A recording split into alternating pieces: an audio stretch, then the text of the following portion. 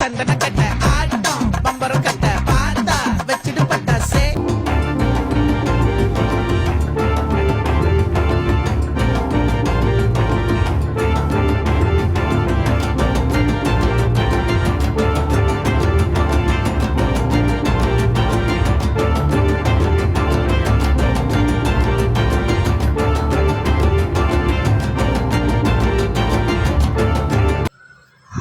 வணக்கம்.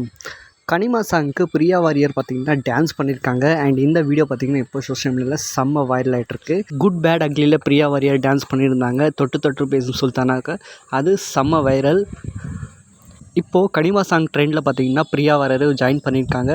Priya warrior and Asr master அவரும் பார்த்தீங்கன்னா ஜாயின் பண்ணியிருக்காரு.